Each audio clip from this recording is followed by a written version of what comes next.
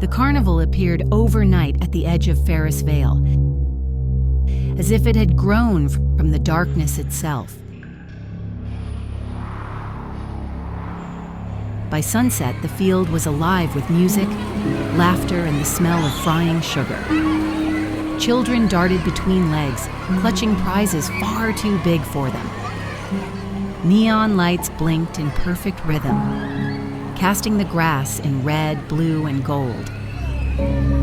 The air was cool, but the crowd made it feel warm, a living, breathing thing. Dylan was one of them, running ahead of his friends toward the ghost train.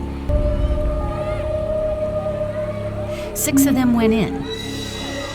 Only 5 came out. His mother's voice rose above the crowd, calling his name again and again.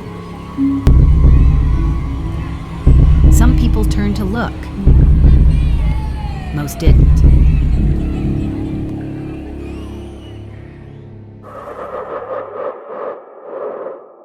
Lena Carter came with her boyfriend, Eli, chasing the same bright lights. They wandered between stalls, played games, and shared cotton candy that clung to their fingers. Somewhere nearby, a ride whooshed past with the sound of rushing wind and laughter. Eli wanted to try the ghost train. Halfway through, the ride jolted to a stop. The lights flickered, and Lena heard a muffled cry from somewhere ahead. When they rolled out, Eli's seat beside her was empty. The operator shrugged. The crowd kept moving. A gust of wind rattled the painted boards of the ride. Lena stayed where she was for a long moment, listening, but the music swallowed everything.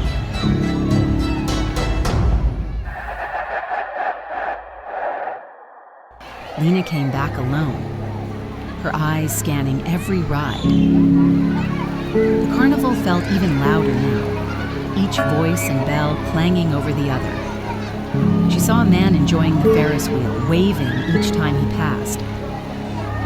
But when his seat came round again, it was empty. No one seemed to notice. On the wheel's base, a strange symbol was painted into the metal, the same one she'd seen on the ghost train. The lights reflected off it in a way that made it look deeper than paint.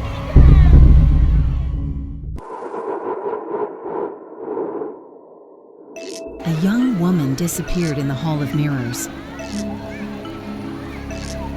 Her friends wandered out laughing, thinking she was behind them. Inside, distorted reflections bent Lena's own face into a dozen strange shapes. That night, she found Marjorie, Dylan's mother.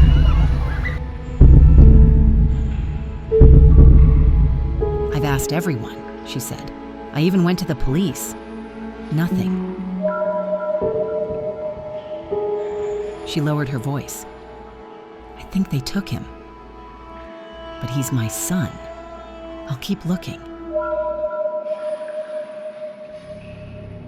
In the mirrored glass behind them, Lena saw 3 figures she recognized: the ringmaster, the clown, and a woman in black sequins, each standing still, each watching.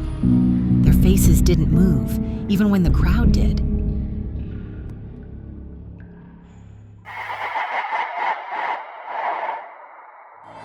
An elderly woman vanished from the carousel. Her painted horse kept turning in slow circles, its eyes fixed forward. The music slowed for just a beat, then returned to its usual pace. Lena slipped past a staff-only rope when no one was looking. The air inside the back lot felt different, quieter, heavier. Inside a trailer, she found wallets, phones, and watches in piles, some coated in dust. As she turned to leave, the clown stood in her path. said nothing. He simply handed her a single balloon, the strange symbol stitched into the ribbon. Then he walked away, swallowed by the crowd.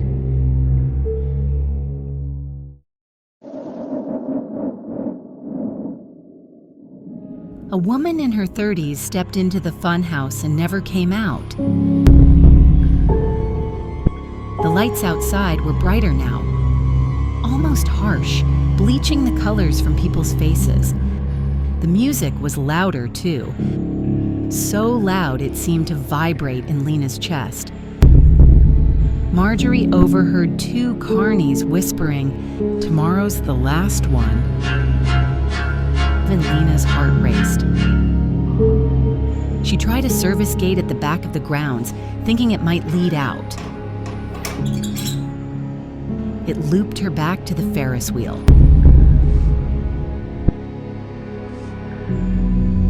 The same seat still swung empty from 2 nights ago.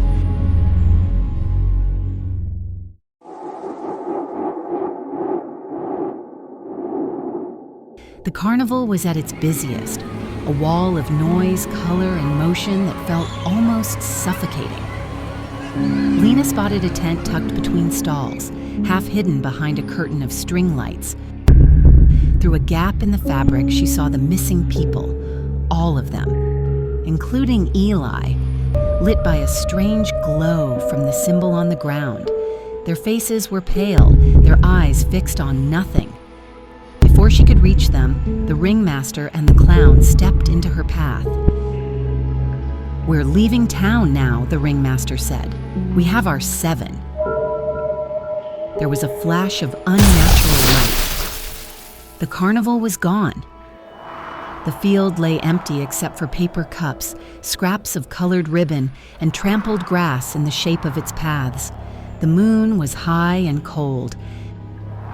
Dylan stood alone. Marjorie saw him, dropped her torch, and ran. She wrapped him in her arms, tears streaking her cheeks.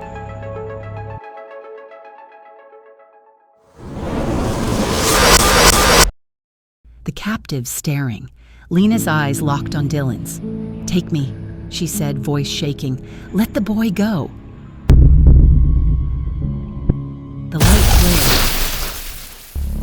Somewhere else, not Ferris Vale, Lena and Eli stood together, surrounded by a carnival of warped rides and impossible lights.